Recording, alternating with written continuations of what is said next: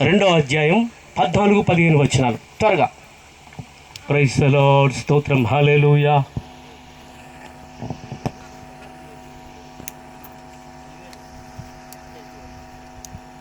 పరిశుద్ధ గ్రంథంలో నుంచి హెబ్రీయులకు రాసిన పత్రిక 2వ అధ్యాయం 14-15 వచనాలు త్వరగా.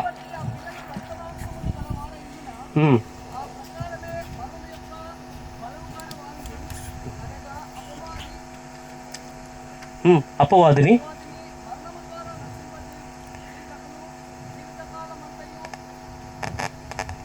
మరణ భయం ద్వారా జీవితకాలమంతయు మరణ భయం చేత దాస్యమునకు లోబడిన వారిని విడిపించుటకును ఆయన కూడా రక్త మాంసములలో పాలివాడాయను. చిన్న ప్రార్థన చేసుకుందాం. మహోన్నతుడా, మహాగణుడా, నిత్య నివాసి అయిన తండ్రి, నీకు స్తోత్రాలయ్యా. అతి పరిశుద్ధ స్థలములో నివసించువాడా, నీకు స్తోత్రాలు.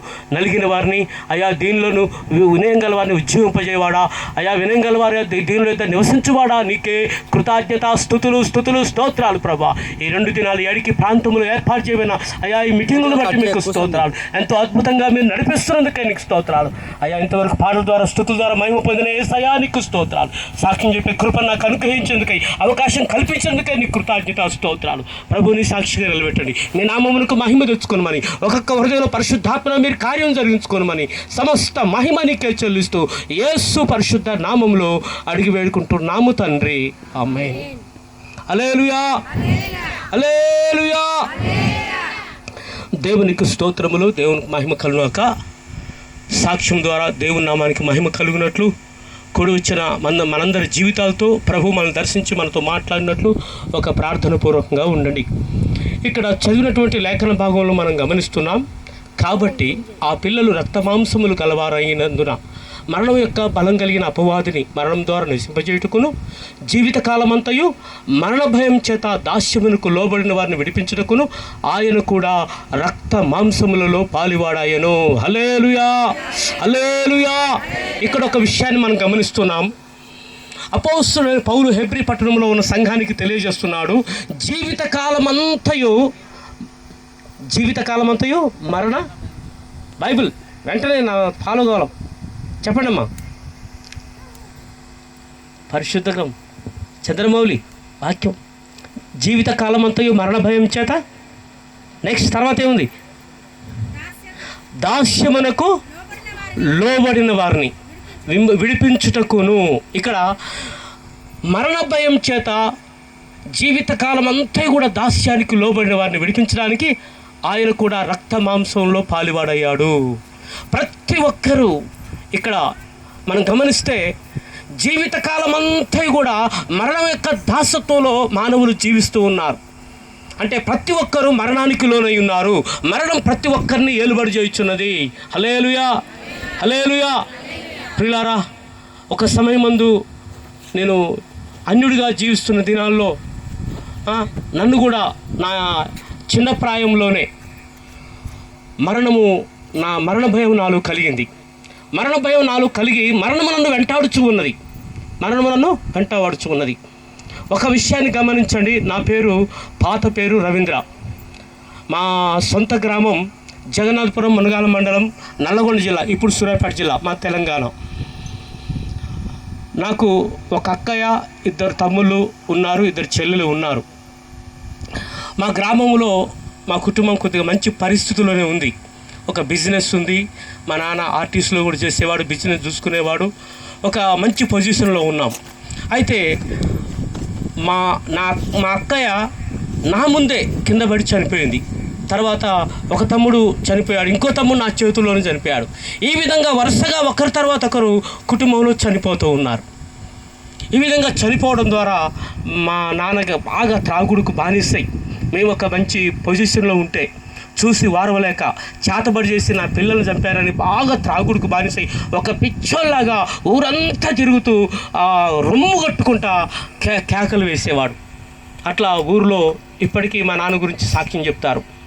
ఆ ఇంట్లో ఒకరి తర్వాత ఒకరు చనిపోవడం వల్ల మీ నాన్న పరిస్థితి ఇట్లయిందని. ఆ పరిస్థితి వల్ల నన్ను, మా అమ్మను, 2 చెల్లెలను విడిచిపెట్టేసి హైదరాబాద్ వెళ్ళిపోయాడు. తర్వాతగా నేను హాస్టల్లో చదువుకుంటూ ఉన్నాను. మాకు దగ్గరలో రేపాల్ అనేది ఒక గ్రామం ఉంది. అక్కడ పైన ఒక గుడి ఉంటుంది, కింద ఒక గుడి ఉంటుంది. అక్కడ హై స్కూల్ ఉంటుంది. హాస్టల్ ఇంటికి వచ్చినప్పుడు ఒక 3 కిలోమీటర్లు నడుచుకుంటూ పోయేది. అప్పుడప్పుడు నాకు ఇక్కడ గుండెకాడ ఒక చురుక్కుమని నొప్పిలేసి ఒక విపరీతంగా బాధ కలిగేది. ఒకసారి ఇంటికా నుంచి నేను హై స్కూల్కి వెళ్తున్న సమయంలో అప్పుడు 7th క్లాస్ అనుకుంటా. ఆ టైంలో వెళ్తున్నప్పుడు బాగా విపరీతంగా మార్గ మధ్యంలో నొప్పి లేసింది. అట్లా ఒక మరణ భయం అనేది నన్ను పట్టుకుంది. మరణానికి భయపడుతూ ఉన్నాను. మరణం నన్ను వెంటాడుతుంది. ఇక మా గమనిస్తే మా గ్రామం అంతా కూడా కమ్యూనిస్టు గ్రామం. మా గ్రామం అంతా కమ్యూనిస్టు. కామ్రేడ్ సుందరయ్య అంటే మాకు ప్రాణం అనుకోండి. అట్లా సిపిఎం పార్టీ. మా గ్రామంలో కమ్యూనిస్ట్ తప్ప వేరే పార్టీ ఉండడానికి వీల్లేదు. ఒకవేళ కాంగ్రెస్ కానీ, తెలుగుదేశం కానీ, బీజేపీ కానీ ఏ పార్టీ అని వస్తే యవనస్తులు కానీ పెద్దలైన అందరూ కర్రలు పట్టుకొని, కొడవలు పట్టుకొని, గొడ్డలు పట్టుకొని తరివేసేవారం. మా గ్రామంలో ఎవరు ప్రచారం చేయడానికి వీల్లేదు. ఒక్క కమ్యూనిస్టు మాత్రమే ఉండాలి. అట్లా ఒకవేళ పొరపాటున ఎవరైనా ఏదైనా పార్టీని చేపట్టారనుకో, ఆ వ్యక్తి ఇక బ్రతకడం కష్టం. అట్లాంటి ఎందుకంటే మా గ్రామంలో గమనిస్తే తలలు తీసి పట్టుకొని స్టేషన్ పోయి నిలబడ్డోళ్ళు ఉండరు. అట్లా వాళ్ళని చాలా క్రూరమైనటువంటి ప్రాంతం. కమ్యూనిస్టు ఒక నాస్తికత్వంతో నిండి ఉంది. ఇక నేను అదే వాతావరణంలో పెరిగాను కనుక కమ్యూనిస్ట్ అంటే ఇష్టం. కమ్యూనిస్ట్ మీటింగుల్లో పాల్గొనేది, ఎస్ఎఫ్ఐ మీటింగుల్లో పాల్గొనేది. ఇట్లా ఆ వాతావరణంలో ఉన్నాను కనుక ఇక దాని యొక్క మూలాలు ఏంటంటే నాస్తికత్వం కనుక నేను యథార్థంగా చెప్తున్నాను. దేవుని నమ్మేవాడిని కాదు, దెయ్యాన్ని నమ్మేవాడిని కాదు. దేవుడు లేడు, దెయ్యం లేదు. దేవుడు అనేవాడు ఉంటే ఈ కులాలు ఎందుకు ఉండాలి? ఈ మతాలు ఎందుకు ఉండాలి? ఈ తారతమ్యాలు, చిన్న పెద్ద అని తారతమ్యాలు ఎందుకు ఉండాలి? ఈ కుంటోలేంది, గుడ్డి వాళ్ళేంది, రోగాలేంది, యాక్సిడెంట్లేంది, ఈ భూకంపాలేంది, కరువులేంది, యుద్ధాలేంది, ఈ తెగుళ్ళేంది, ఈ ఆత్మహత్యలేంది, ఇవన్నీ ఎందుకు ఉండాలా? ఒకవేళ దేవుడు అనేవాడు ఉంటే ఇవన్నీ ఏమి లేకుండా అందరూ మంచిగా ఉండేటట్టు ఎందుకు చేయకూడదు అని ఇలాంటి ఒక మనసు కలిగి ఉన్నటువంటి వ్యక్తిని. కాబట్టి దేవుని ఏమాత్రం నమ్మేటటువంటి వాడిని కాదు. దేవుని నమ్మను, దెయ్యాన్ని నమ్మను. అట్లా ఆ కమ్యూనిస్టు వాతావరణంలో పెరిగాం. అయితే ఒక పక్క మరణ భయం నన్ను వెంటాడుచున్నది. అయితే ఇక నాలో కలిగింది. నా ముందే అక్క చనిపోయింది, 2 తమ్ముళ్ళు చనిపోయారు, ఒక తమ్ముడు నా చేతిలోనే చనిపోయాడు. చనిపోతున్నటువంటి వారిని చూస్తూనే ఉన్నాం. చనిపోతున్న వారిని ఇక నాకు అనిపించింది నేను కూడా చనిపోవాల్సిందే. అంటే ఒకరి తర్వాత ఒకరు మా ఇంట్లో ఒకరి తర్వాత ఒకరు చనిపోతూ ఉన్నారు. మరణం వెంటాడుతూ ఉంది. అంటే ఇప్పుడు నా వంతు వచ్చిందేమని నాకు ఇక ఆ భయం వెంటాడుతూ ఉంది. ఆ భయం చేత హృదయంలో నెమ్మది లేదు. ఆ మరణ భయంలో నుంచి నాకు ఒక ప్రశ్న కలిగింది. దేవుడు అనేవాడు ఉన్నాడా? ఆ మరణ భయంలో నుంచి నాకు ఒక ప్రశ్న వచ్చింది. దేవుడు అనేవాడు ఉన్నాడా? ఒకవేళ దేవుడు అనేవాడే ఉంటే ఈ మనుషులను చనిపోయేటట్టు ఎందుకు పుట్టించాడు? వారి జీవితంలో మరణం లేకుండా నిత్యము బ్రతికేటట్టు ఎందుకు పుట్టించలేదు అని ప్రశ్న వచ్చిందండి. మీకు ఎప్పుడైనా కలిగిందా? మరణ భయం వెంటాడిందా మిమ్మల్ని? నా మాటలు అర్థమవుతున్నాయా? హల్లెలూయా, హల్లెలూయా. నా మాటలు అర్థమవుతున్నాయా? పిల్లలు అర్థమవుతున్నాయా? దేవునికి స్తోత్రం. కాబట్టి నాకు మరణ భయం వెంటాడుతూ ఉంది కొంతకాలం నుంచి. హృదయంలో నెమ్మది లేదు. ఆ మరణ భయంలో నుంచి ఒక ప్రశ్న వచ్చింది. దేవుడు అనేవాడు ఉన్నాడా? ఒకవేళ దేవుడు అనేవాడే ఉంటే ఈ మనుషులను చనిపోయేటట్టు ఎందుకు పుట్టించాడు? వారి జీవితంలో మరణం లేకుండా నిత్యము బ్రతికేటట్టు ఎందుకు పుట్టించలేదు అని నా లోపల ఇలాంటి ఆలోచన వచ్చింది, ఇలాంటి ప్రశ్న వచ్చింది. కానీ సమాధానం దొరకలే. ఇక తర్వాత ఈ మరణ భయంలో నుంచి ప్రశ్న వచ్చిన సమాధానం దొరకలే. భక్తి ప్రారంభమైంది. ఏం ప్రారంభమైంది? భక్తి ప్రారంభమైంది. పైన నేను చదువుకుంటున్నటువంటి రేపాల దగ్గర కింద నరసింహస్వామి గుడి ఉంటుంది, పైన శివుని గుడి ఉంటుంది. పైన ఆ శివాలయంలో 3 గదులు ఉంటాయి. ఎవరు అందులో ప్రవేశించలేరు. 3వ గదిలోకి ఎవరు ప్రవేశించలేరు. ఇక ఈ భయంలో నుంచి భక్తి స్టార్ట్ అయింది కదా. ఇక ఆ స్కూల్కి వెళ్ళేది, బుక్స్ అక్కడ పెట్టేది, ఆ కొండెక్కి ఆ చెట్టు కొమ్మలు తీసుకొచ్చి ఆ గదులన్నీ ఊడ్చేసి ఇక ఆసనం వేసుకొని కూర్చొని దేవుడు అనేవాడు ఉంటే నాకు కనబడాలి, నన్ను దర్శించాలి, నాతో మాట్లాడాలి, నాకు ప్రత్యక్షం కావాలి, నన్ను వెంటాడుతున్న ఈ మరణ భయాన్ని తొలగించాలి, ఈ మరణం లేకుండా చేయాలి అని ఆయన కనబడాలని అట్లా ఎన్నో దినాలు, సంవత్సరాలు కూడా అట్లా ఇక భక్తులు కొనసాగుతూ ఉన్నా. భక్తులు కొన్ని సమయాల్లో రాత్రులు వెళ్ళేది, రాత్రులు 10, 11 ఆ టైం వరకు ఉండి హాస్టల్కి వచ్చేది. ఆ టైం వరకు ఉండి అట్లా చాలా ఇక ఆ భక్తిలో నిమగ్నం అయిపోయి ఉన్నా. అదే సమయంలో ఎంతో ప్రయాసపడ్డా కానీ ఎప్పుడు దేవుని చూడలేదు, ఎప్పుడు దేవుని స్వరాన్ని నేను వినలేదు. కనీసం దయ్యాన్నను చూడాలని సమాధుల్లోకి వెళ్ళేది, రాత్రులు ప్రయాణం చేసేది, సమాధుల్లోకి కూడా వెళ్ళేది, దయ్యమన్న కనబడుద్దేమని. అంటే దేవుని చూడలేదు, దయ్యాన్ని చూడలేదు. అర్థమైందా? దేవుని చూడలేదు, దయ్యాన్ని చూడలేదు. హల్లెలూయా, హల్లెలూయా. అయితే 1900 దాదాపు 91 సంవత్సరం 7th క్లాస్ ముగించుకొని 8th క్లాస్లోకి వచ్చా. ఆ సమయంలో జనవరి సంక్రాంతి హాలిడేస్ వచ్చాయి. ఆ హాలిడేస్లో హైదరాబాద్ కోంపల్లి ఏరియాలో మా పెదనాన్న పెద్దమ్మ వాళ్ళు ఉంటారు. హాలిడేస్లో నేను వారి దగ్గరికి వచ్చాను. వారికి వచ్చినప్పుడు ఆ చలి తీవ్రంగా ఉంది. ఆ రాత్రి అక్కడ పనికి వచ్చినటువంటి వారిలో ఆంధ్ర తుని ప్రాంతం నుంచి వచ్చిన వారు కొందరు ఉన్నారు. రాత్రి భోజనం చేశారు, చలిమంట వేసుకొని ఆ చుట్ట బీడి తాగుకుంటా ఇక మాట్లాడుకుంటూ మంటకాడ కూర్చున్నారు. నేను అన్నం తినిపోయి వారి మధ్యన కూర్చున్న సమయంలో వారు సంజీవ పూల గురించి మాట్లాడుకుంటా నేను విన్నాను. సంజీవ పూల గురించి తెలుసా? సంజీవ పూల గురించి విన్నారా? సంజీవ పూలు తింటే మరణమే ఉండదట, ఆ ఆకులు ఎటువంటి రోగాన్ని నుంచైనా స్వస్థతనిస్తాయట అని వారు మాట్లాడుకుంటే నేను విన్నాను. ఆ తుని చాలా వాళ్ళు మాట్లాడుకున్నప్పుడు నాకు తెలియదు, కానీ ఆ ఏరియాలో నేను విశాఖపట్నం, రాజమండ్రి, కాకినాడ ఈ ప్రాంతాలు, ఏలేశ్వరం అటు ప్రాంతాల్లో తిరిగి సేవ చేసినప్పుడు తునికి ఎన్నోసార్లు పోయినా. ఇప్పుడు నేను చెప్పగలుగుతున్నా, అన్ని భయంకరమైన కొండలతో, దట్టమైన అడవులతో ఉన్నటువంటి ప్రాంతం అది, పెద్ద పెద్ద కొండలున్న ప్రాంతం. ఒకసారి నక్సలైట్కు పోలీసులకు మధ్యన కాల్పులు జరుగుతూ ఈ నక్సలైట్స్ పారిపోతున్న సమయంలో ఒక చెట్టు ఆకులు వారికి తాగిలి ఆ గాయాలన్నీ మానిపోయాయని, అదే సంజీవ చెట్టు అని వారు మాట్లాడుకుంటే నేను విన్నాను. ఆ ఆకులు ఎటువంటి గాయాలైనా మానుతాయి, ఆ పుల్లను తింటే వారికి మరణమే ఉండదుగా, దేవుని వల్ల జీవిస్తారని మాట్లాడుకుంటే ఆ మాటలు నా చెవిలో పడ్డాయి. అసలే మరణం నన్ను వెంటాడుతూ ఉంది, మరణానికి నేను భయపడుతూ ఉన్నాను. ఈ మరణ భయంలో నుంచి ఏమైంది? అసలు దేవుడు అనేవాడు ఉన్నాడా? దేవుడు అనేవాడే ఉంటే ఈ మనుషుల్ని చనిపోయేటట్టు ఎందుకు పుట్టించాడు? వారు మరణించుకోకుండా నిత్యం బ్రతికేటట్టు ఎందుకు పుట్టించలేదు అని ప్రశ్న కలిగింది. కానీ నాకు సమాధానం దొరకలేదు. ఆ మరణ భయంలో నుంచే భక్తి ప్రారంభమయ్యి ఎన్నో రకాలుగా ప్రయాసపడుతూ ఉన్నాను. ఎప్పుడు దేవుని చూడలేదు, కనీసం దయ్యాన్ని కూడా చూడలేదు.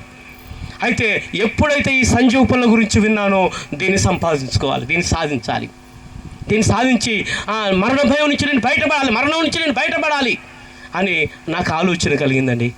ఆ సంజీవ పూల గురించి విన్న తర్వాత నాకు ఒక ఆశ కలిగింది. నా ఆశను చెప్పమంటారా? అలే నాకు కలిగిన ఆశ ఏంటంటే, ఆ సంజీవ పూల గురించి విన్న తర్వాత ఒకవేళ భూకంపాలు వచ్చినా, యుద్ధాలు వచ్చినా, వరదలు ప్రవహించినా, బాంబ్ బ్లాస్ట్ జరిగినా, తెగుళ్ళు వచ్చినా, ఏ విధంగా ఈ భూమి మీద ఉన్న మనుషులందరూ చనిపోయినా నేను ఒక్కని మాత్రం బతకాలి, నేను చనిపోవద్దు. అందరు చనిపోయినా నేను మాత్రం చావద్దు, నేను ఒక్కని బతకాల. ఆ ఆశ కలిగిందండి. అర్థమైందా? మీకుందా ఆశ? బతకాలని ఆశ ఉందా? మీ జీవితంలో మరణం లేకుండా నిత్యము బ్రతకాలన్న ఒక ఆశ ఉందా? బ్రతక గోరువాడెవడైనా ఉన్నాడా? దేవుని యొక్క వాక్యం ఉంది, బ్రతక గోరువాడెవడైనా ఉన్నాడా అని. హల్లెలూయా. నాకు ఆశ కలిగిందండి. ఆ సంజీవ పూల కొరకు 2 సంవత్సరాలు, 91వ సంవత్సరం, 92వ సంవత్సరం, 93 ఈ 2 సంవత్సరాలు చదువు బంద్ చేసి ఒక పిచ్చోడులాగా దినానికి కొన్ని వేల సార్లు ఈ భూమి మీద ఉన్న ఒక్కొక్క దేవుడిని అనబడినటువంటి వారి యొక్క పేర్లు దినానికి కొన్ని వేల సార్లు ఉచ్చరించేది. అక్కడికి వస్తా, అది చేస్తా, ఇది చేస్తా, తలని ఆరపిస్తా, కొబ్బరికాయలు కొడతా అని, పండగ చేస్తా, అది చేస్తే ఇట్లా అనుకునేది. ఈ సంజీవ పూల కొరకు కొన్ని కిలోమీటర్లు నడిచి తిరిగాను. నాకు తెలియని చెట్టు ఏదైనా అగబడితే, సంజీవ చెట్టు ఎట్లుంటుందో నాకు తెలియదు, దాని సూచనలు కూడా ఎవరు చెప్పలే. సంజీవ పుల్ల ఉందని వారు మాట్లాడుకుంటే నేను విన్నాను. అది తింటే వారు నిత్యము బ్రతుకుతారు, వారికి మరణమే ఉండదు, దేవుని వారు జీవిస్తారని వారు మాట్లాడితే నేను విన్నాను. నాకు ఆశ కలిగింది. ఇక దాని మీద దృష్టి పెట్టి ఏం చేశానంటే చదువు బంద్ చేశాను. 2 సంవత్సరాలు చదువు పనిచేసి ఒక పిచ్చోలాగా తిరుగుతున్న దినాల్లో ఇక మరణ భయంలో నుంచి భక్తి వచ్చింది కదా, ఆ భక్తిని బట్టి దినానికి కొన్ని వేల సార్లు ఒక్కొక్క దేవత యొక్క దేవతలని ఈ లోకములో ఎన్ని కోట్ల కొలదను వాటన్నిటి నాకు తెలిసిన వాటన్నిటి కూడా ప్రతి దినము కొన్ని వేల సార్లు ఉచ్చరిస్తూ నా మరణ భయం తొలగించమని, నన్ను దర్శించమని, ప్రత్యక్షంగామని, ఈ భయాన్ని తొలగించమని, నా జీవితంలో ఉన్న మరణాన్ని తీసేసి నన్ను బ్రతికించమని, ఆ మరణం లేకుండా చేయమని ఆ సంజీవుల కొరకు దినము వేల సార్లు ఉచ్చరిస్తూ తిరిగాను. నాకు తెలవని చెట్టు ఏదైనా ఆగబడితే ఇదే కావచ్చుకొని ఆ పుల్లను విరుచుకొని తినేవాడిని. ఒక సమయం ముందు నేను చిన్నతనంలో మా ఇంటి పక్కనే మా బంధువులు ఉన్నారు, వారు మిర్యాలగూడలో ఉంటారు. అప్పుడప్పుడు వాళ్ళ అమ్మమ్మ వాళ్ళ ఇంటికి వచ్చిపోతుంటారు. ఆ సహోదరుడికి గుండెకు రంధ్రం పడ్డది. అతడు చెప్పాడు, ఈ చెమరకాకులు ఉంటాయి కదా, చెమరకాకులు తెలుసు కదా, ఎర్ర ఉంటాయి, ఆ కాకుల యొక్క గుళ్ళలో ఈ సంజీవ పొలాలు ఉంటాయని, అవి తింటే గుండెకు రంధ్రాలు మూసివేయబడతాయి, ఏ వేదైనా తొలగిపోద్ది, బతుకుతారని ఆ సహోదరుడు చెప్పాడు. అట్లా నేను ఏం చేశానంటే, ఎక్కడైనా ఆ కాకి చెమరకాకు ఆగబడితే ఆ చెట్టు ఏ చెట్టు మీద వాళ్తే ఆ చెట్టు ఎక్కేది. ఒకవేళ ఏదైనా గూడు ఉందనుకో, దాని గూడు అనుకొని ఆ గడ్డి పోసలు తినేవాడిని. అర్థమైందా? అట్లా ఒక 2 సంవత్సరాలండి, ఒక పిచ్చోడులాగా ఆ సంజీవ పోల కొరు తిరుగుతున్న దినాల్లో ఒక పక్క ఆకలి అయ్యేది. ఎట్లా చేయాలా? యవన కాలం అప్పుడు 8వ తరగతిలోకి వచ్చిన ఆ సమయంలో విపరీతంగా ఆకలేది. ఇక డబ్బుల్లో చేతులు ఏం చేయాలా? అట్లాంటి దినాల్లో ఆ గుళ్ళల్లో ఆకలి కొరకు దొంగతనం కూడా చేసిన అట్లాంటి పరిస్థితి. తర్వాత ఎవరినైనా ఆకలి తట్టుకోలేక చేయి చాపెడితే, నువ్వు యవనస్తులు, నీకు సిగ్గుందా అడుక్కోవడానికి అని ఈ విధంగా ముఖం మీద బట్లాడేసరికి ఏం చేస్తాం? అడుక్కోలేక ఆ పడేసిన ఆ ద్రాక్ష పండ్లు, అరటి పండ్లు కూడా ఏరుకొని ఆకలి తెచ్చుకున్నా. అలాంటి పరిస్థితుల్లో కూడా వెళ్ళిపోయిందండి, అలాంటి పరిస్థితులకు. కాబట్టి ఈ సంజీవపల కొరకు 2 సంవత్సరాలు నేను తిరిగాను, కానీ నాకు దొరకలేదు. అది ఉందని వారు మాట్లాడుకుంటే నేను విన్నాను. కానీ ఒకసారి మనం చదువుకుంటున్న దినాల్లో గమనిస్తే, ఆలోచన చేస్తే ఉన్నాయన్నారు కానీ ఎంతోమంది చనిపోయినటువంటి వారిని మనం చూసాం. ఎవరు బ్రతికినట్టుగా లేదు. అదంతా ఒక భ్రమ. ఈ విధంగా ఇక నా ప్రయాసం అంతా కూడా వ్యర్థమైపోయింది. తర్వాత నాకు అనిపించింది చదువుకోవడం బెటర్ అనుకుని మరలా 93వ సంవత్సరంలో మరలా జాయిన్ అయ్యాను. ఈ విధంగా 8th క్లాస్ 9th క్లాస్ ముగించుకొని 10th ముగించుకొని పాస్ అయిన తర్వాత ఏం చేశానంటే సినీ ఫీల్డ్ రూట్ వెళ్ళిన. సినీ ఫీల్డ్ రూట్ అప్పటికే 6వ తరగతి నుంచి జాతీయ గీతాలు రాసేది, కవితలు రాసేది. ఆగస్టు 15 అప్పుడు, జనవరి 26 అప్పుడు ప్రత్యేకమైన ప్రోగ్రాలు పెట్టినప్పుడు నేను రాసిన కవిత్వాలు, స్టోరీలు, ఏమన్నా పాటలు కూడా, దేశభక్తి గీతాలు ఏమైనా రాస్తే అవి పాడేది, ప్రైజులు తెచ్చుకునేది. అట్లా ఈ ఒక మంచి రచయితను కావాలని ఈ సినీ ఫీల్డ్ మీద దృష్టి పెట్టి సినిమాలు బాగా చూసేవాడిని, పేపర్లు బాగా చదివేవాని, ఇక కథలకు సంబంధించిన బుక్స్ బాగా చదివేవాని, ఒక మంచి రచయితను కావాలని, ఈ జ్ఞానాన్ని ఇంప్రూవ్ చేసుకోవాలని ఇక ఆ రూట్లో ప్రయాణం చేసి కొన్ని షూటింగ్స్ నా కన్నులతో చూసి వాటి మీద అసహ్యం అనిపించింది. ఎందుకంటే అక్కడ డబ్బుడుకు అమ్మేసుకుంటారు అంతే. తమను తాము ఒక స్త్రీ మీద ఏ పురుషుడు చేసినా మౌనంగా ఉండాల్సిందే. అదే మన అక్కో చెల్లె ఎవరైనా పురుషుడు ఏదన్నా అంటే మనం ఒప్పుకోం. అక్కడ అందరు తామును అమ్మేసుకుంటారు అంతే. ఇక కాబట్టి అక్కడ మనం గమనిస్తే అది కోట్ల బిజినెస్, అది పెద్ద బిజినెస్లోనే పెద్ద బిజినెస్ అది. కాబట్టి అక్కడ నా కన్నులతో షూటింగ్ చూశాను, నాకు అసహ్యం అనిపించింది. అప్పటికే 10th క్లాస్ పాస్ అయ్యాను. ఈ రూట్లోకి రావద్దు, అవసరమైతే బైపీసీ తీసుకొని ఆ డాక్టర్ రూట్లో పోవాలి, అవసరమైతే ఒక ప్రైవేట్ డాక్టర్ని పెట్టుకున్న 4గురికి సాయం చేయొచ్చు, బతకొచ్చు అన్న ఆలోచనతో నేను కాలేజీకి వచ్చాను. హల్లెలూయా. కాలేజీకి వచ్చిన ఒక 1 నెల రోజుల తర్వాత అనుకోకుండా అనారోగ్యానికి గురై ఒక 1 నెల రోజుల నుంచి జ్వరంతో బాధపడుచు ఉన్నా. తినట్లేదు, కాలేజీకి పోవట్లేదు. నా పక్కన ఒక విజయన్ ఉన్నాడు, అతని యొక్క సహోదరుడు సాయి అని ఉన్నాడు, పోలీస్ డిపార్ట్మెంట్. ఇక్కడ గమనిస్తే వాళ్ళిద్దరు కూడా చర్చికి వెళ్ళేటటువంటి వారు, సువార్త చెప్పేవారు, యేసు ప్రభువు చేసిన కార్యాల గురించి వారు చెప్పేటటువంటి వారు. నేను అంగీకరించేవాడిని కాదు, ఎందుకంటే కమ్యూనిస్టు, ఇటు ఎస్ఎఫ్ఐ పార్టీలో కమ్యూనిస్టు మీటింగులో పాల్గొందేవాడిని. ఇట్లా నమ్మేవాడిని కాదు. ఇట్లా ఆయన ఆ మరణ భయంలోంచి భక్తి వచ్చినప్పటికీ ఈ యేసుక్రీస్తు అంటే ఒప్పుకునేవాడిని కాదు. పత్రికలు ఇస్తే ఇట్లా నలిచి విసిరేసినటువంటి వాడిని. నా నోరు తెస్తే పచ్చి బూతులు వచ్చేటి, భయంకరంగా మాట్లాడేవాడిని. అలాంటి పరిస్థితుల్లో జీవిస్తున్నా. అయితే నా పరిస్థితులను చూసి ఒకరోజు ఆ సహోదరులు చెప్పారు, నువ్వు నెల రోజు నుంచి అనారోగ్యంతో ఉన్నావు, క్లాసులు మిస్ అవుతూ ఉన్నావు, నీ తల్లిదండ్రులు ఎందుకు ఇక్కడికి పంపించారు, నువ్వు మంచిగా చదువుకొని ఏదైనా ఒక ఉద్యోగం చేసుకొని ఒక మంచి పొజిషన్లో ఉంటే వారిని కూడా చూసుకుంటావు, నువ్వు కూడా సుఖపడతావని ఒక ఆలోచనతో ఇక్కడ పంపించారు. మరి నువ్వు ఇట్లా అనారోగ్యంతో ఎన్ని రోజులు ఇట్లా మూలుక్కుంటుంటావు, క్లాసులు కావాలంటే క్లాసులు పోగొట్టుకుంటే ఎగ్జామ్స్లో ఏం రాస్తావు? ఒక్కసారి అని మోసే ద్వారా దేవుడు జరిగించిన కార్యాలు, ఎర్ర సముద్రం ఏ విధంగా చీల్చాడు, యేసు ప్రభు ఏ విధంగా రోగులను స్వస్థపరిచాడు, చనిపోయిన వారు ఏ విధంగా తిరిగి లేపాడు, ఆయన చేసిన కార్యాల గురించి ఒక రాత్రి నా దగ్గరకు వచ్చి వారు చెప్పి, దేవుడు నీ జీవితంలో ఏదైనా కార్యం చేస్తే నేను స్వస్థపరిస్తేనే చర్చికి రా, ఆయన నమ్ముకో అని చెప్పి ప్రార్థన చేసి వెళ్ళిపోయారు. వారు వెళ్ళిపోయిన తర్వాత ఆ రోజు రాత్రి నాకు స్వస్థత కలిగింది. హల్లెలూయా, హల్లెలూయా. స్వస్థత కలిగింది. కానీ నేను యేసు ప్రభువుని మాత్రం నమ్మలే, చర్చికి మాత్రం వెళ్ళలే. కమ్యూనిస్ట్ కదా, ఎస్ఎఫ్ఐ కదా, నా రూట్ నాదే. అర్థమైందా? నా రూటు నాదే. వాళ్ళు అడుగుతూనే ఉన్నారు, ప్రభువు నిన్ను స్వస్థపరిచాడు కదా, దేవుడు నిన్ను స్వస్థపరిస్తే నేను చర్చికి వస్తానని ప్రభువు నమ్ముకుంటాను అన్నావు కదా, ఒప్పుకున్నావు కదా, రా అని ఎప్పుడు చెప్పేవారు కానీ రాలేదు. 1996 సంవత్సరం ఇంటర్ ఫస్ట్ ఇయర్ చేస్తూ ఉన్నాను. అంటే చేస్తున్న దినాల్లో 1996లో భువనగిరిలో ఒక పెద్ద కొండ ఉంది. ఆ కొండకి ఫోటోలు కూడా దిగి వచ్చాం. అదే నెలలో ఆగస్ట్ నెలలో సాయంత్రం 4:30కు కాలేజ్ అయిపోయింది.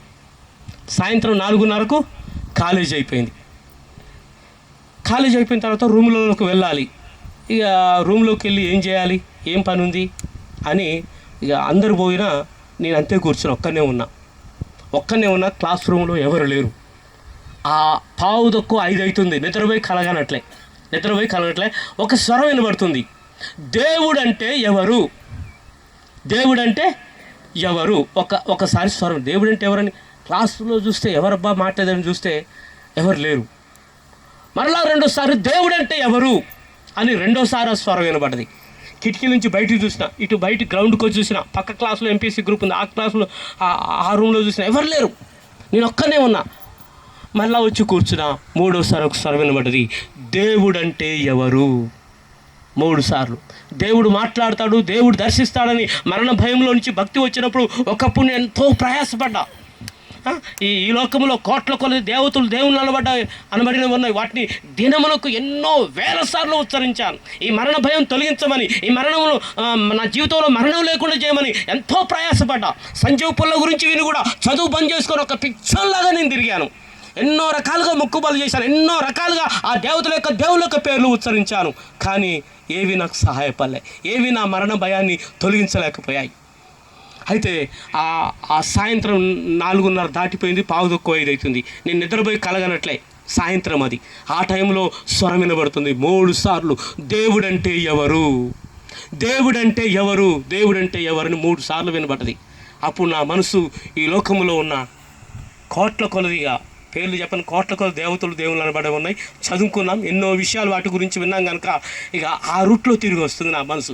వీరే కదా ఇంకెవరున్నారని నాతో మాట్లాడిన ఆ స్వరం. అసలు దేవుడు అంటే ఏమై ఉన్నాడో నీకు తెలుసా? ఎప్పుడైనా దేవుణ్ణి చూసావా? ఈ భూమి మీద దేవుణ్ణి చూసినటువంటి వారు ఎవరైనా ఉన్నారా అని నాతో మాట్లాడిన స్వరం నాతో మాట్లాడడం ప్రారంభించింది. హల్లెలూయా. దేవుడు అంటే ఎవరైనా ప్రశ్నించుకుంటానే దేవుడు ఏమై ఉన్నాడో ఒక్కొక్క విషయాన్ని వివరిస్తున్న సమయంలో నా మనసు అంగీకరిస్తుంది. నిజమే కదా. ఈ విధంగా దేవుడు నాతో మాట్లాడుతూ ఫైనల్గా ఒక ప్రశ్న అడిగాడు. ఇదంతా టైం సరిపోదు, దేవుని యొక్క దాసులు వస్తారు. అయితే ఫైనల్గా అడిగినటువంటి ప్రశ్న ఏంటంటే, దేవుడు అందరికీ తండ్రి అయి ఉన్నాడు. దేవుడు ఈ భూమి మీద ఉన్నటువంటి మానవులందరినీ కూడా సృష్టించిన వాడు. హల్లెలూయా. ఇప్పుడు సృష్టించిన వాడు సృష్టింపబడ్డ వారికి ఏమవుతాడు చెప్పండి? తండ్రి, అంతే కదా. పిల్లలు కన్న తర్వాత వచ్చి ఆ పిల్లలకు తల్లిదండ్రులు జన్మనిచ్చారు. ఈ పిల్లలు తల్లిదండ్రులని పిలుస్తారు, అంటే కన్నవారిని తల్లిదండ్రులని పిలుస్తారు. ఆ రీతిగా ఈ భూమి ఆకాశము సృష్టికర్త అయిన దేవుడు ఈ సృష్టిని మాత్రమే కాదు, ఈ భూమి మీద ఉన్న సమస్త నరులను కూడా ఆయన సృష్టించాడు. సృష్టించిన వాడు అందరికీ తండ్రి. పురుషులందరూ ఆయన కుమారులు, స్త్రీలందరూ ఆయన కుమార్తెలు. ఆయన అందరికీ తండ్రి. హల్లెలూయా. మాట్లాడుతూ ఆ స్వరం ఒక ప్రశ్న అడిగింది. ఒక తండ్రి కుమార్తెను కన్నాడు, కుమార్తె పెళ్లి వయసుకు వచ్చింది. ఒక తండ్రి కుమార్తెను కన్నాడు, కుమార్తె పెళ్లి వయసుకు వచ్చిన కుమార్తెను కన్న తండ్రి వివాహం చేసుకొనవచ్చునా? అర్థమైందా నా ప్రశ్న? ఈ ప్రశ్న నాకు వచ్చినప్పుడు తల తిరిగిపోయిందండి. దీనంత ఘోరమైన పాపం ఈ భూమి మీద లేదనిపించింది. ఒక తండ్రి కుమార్తెను కన్నాడు, కుమార్తె పెళ్లి వయసుకు వచ్చింది, పెళ్లి వయసుకు వచ్చిన కుమార్తెను కన్న తండ్రి వివాహం చేసుకొనవచ్చునా? అంటే సృష్టికర్త అనేవాడు అందరికీ తండ్రి. ఈ భూమి మీద ఉన్న పురుషులందరూ ఆయన కుమారులే, స్త్రీలందరూ ఆయన కుమార్తెలే. ఆయన అందరికీ తండ్రి. తండ్రి కుమార్తెను పెళ్లి చేసుకోవచ్చునా? చెప్పండి. ఈ భూమి మీద ఉన్న స్త్రీలందరూ సృష్టికర్త అయిన దేవుని పిల్లలు, దేవుని కుమార్తెలు. ఆ దేవుడు వారికి తండ్రి. అంటే వివాహం అయిన వాడు దేవుడు కాదు. ఎందుకంటే వివాహం చేసుకోవడానికి దేవునికి మన వంటి రక్త మాంసాలు లేవు. ఆయన నరుడు కాదు, ఆయన ఆత్మ అయి ఉన్నాడు. హల్లెలూయా. ఆయన పరిశుద్ధుడు. ఏ కోణంగా చూసినా ఆయనలో మన పాపాన్ని కనుగొనలేం. పాపం ఉన్నవాడెవడు దేవుడు కాదు. బాబా అయినా, గురువు అయినా, స్వామి అయినా, ఎవరైనా సరే, అయ్యప్ప అయినా, ఎవరైనా సరే, పాపం ఉన్నవాడెవడు దేవుడు కాదు. దేవుణ్ణి ఏ కోణంగా చూసినా ఆయనలో మనం పాపాన్ని కనుగొనలేం. యేసు ప్రభు ఈ లోకంలో జీవిస్తున్న దినాల్లో ఒక మాట చెప్పాడు, నాలో పాపం ఉన్నదని మీలో ఎవరైనా రుజువు చేయగలని సవాల్ చేశాడు. హల్లెలూయా. ఈ లోకంలో దేవతలు, దేవుళ్ళు, మహాత్ములు, బాబాలు, గురువులు, అప్పలు ఎంతో మంది కోట్లాదిగా ఉన్నారు.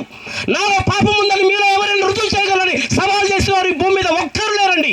ఈ భూ ప్రపంచంలోనే సవాల్ చేసినవాడు నజరేయుడైన యేసు క్రీస్తు మాత్రమే. హల్లెలూయా.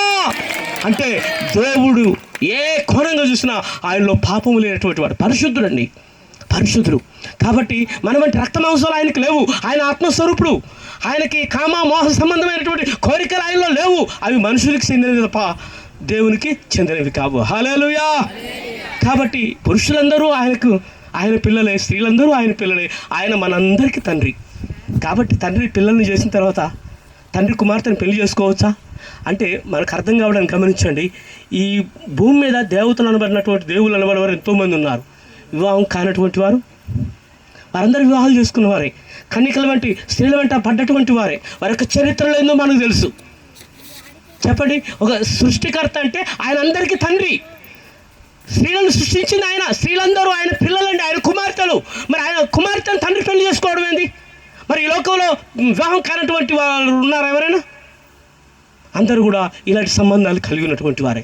కాబట్టి అప్పుడు నా కళ్ళు వెలిగింపబడ్డాయి. ఆ ప్రశ్న వచ్చినప్పుడు భూమి మీద దీనంత ఘోరమైన పాపం మరొకటి లేదనిపించింది. ఆ స్వరం నాతో మాట్లాడుతూ ఉండగా నా కంటి ముందు సిలువేయబడ్డ క్రీస్తు వేలాడుచూ ఉన్నాడు. హల్లెలూయా.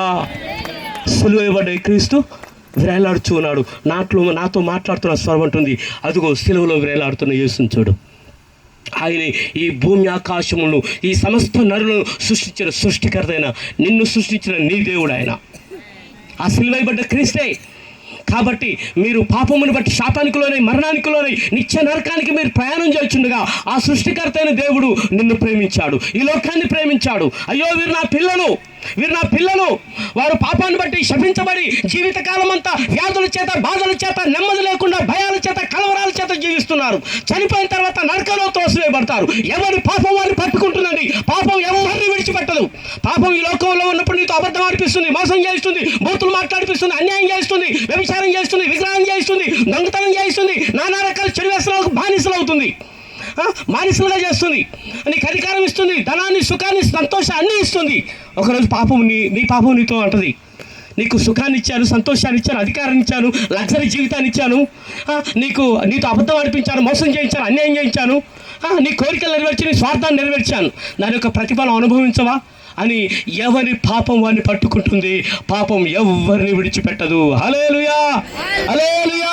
పాపం ఎవరిని విడిచిపెట్టదు. నీ పాపం నీ వెంట వస్తుంది. నీ పాపం నిన్ను పంచి ఉంటుంది. నీ పాపం నిన్ను పట్టుకుంటుంది. ఒక దినమందు నిన్ను పట్టుకొని ఆరని అగ్నిలో అది తోసివేస్తుంది.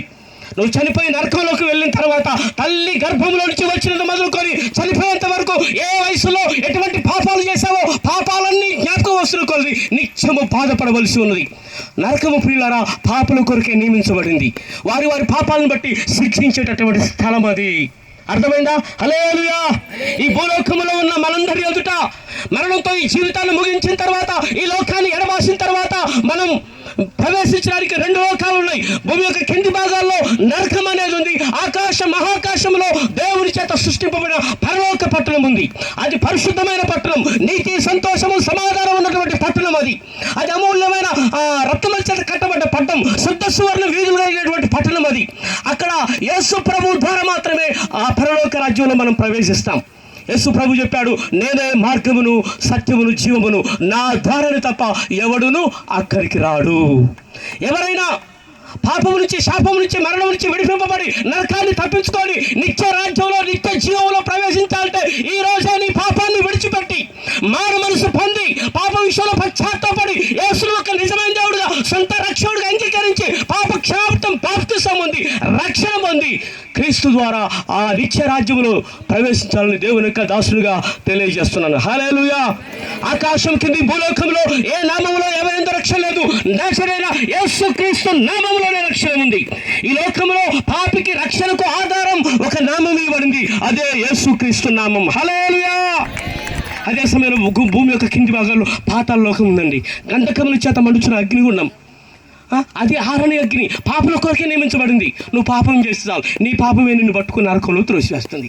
కాబట్టి ఇక్కడ గమనించండి, ఇక్కడ ఉన్న మీ అందరికీ ఆధార్ కార్డు ఉందా లేదా? అందరికి ఆధార్ కార్డు ఉందా? నాకైతే ఉంది. లేదా మీకు ఆధార్ కార్డు ఉంది కదా? అందరికి ఉంది. ఆధార్ కార్డు ద్వారా నీ అడ్రస్ ఏందో తెలుస్తుంది. అంటే ఈ లోకంలో పుట్టిన మనందరికీ ఒక అడ్రస్ ఉంది. ఉందా లేదా?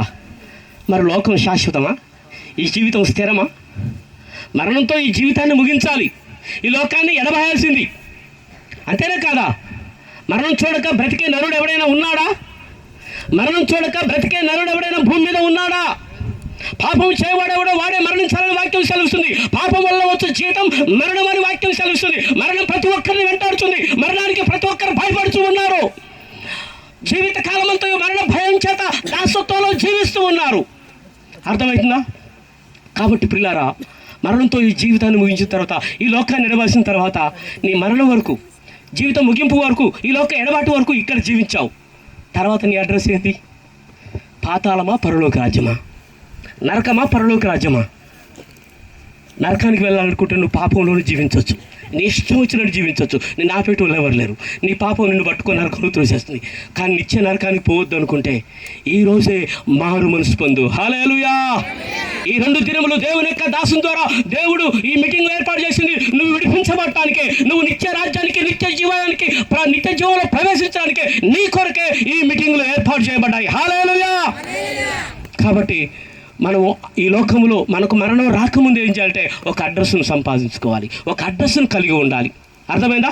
మనమందరము ఒక అడ్రస్ను కలిగి ఉండాలి.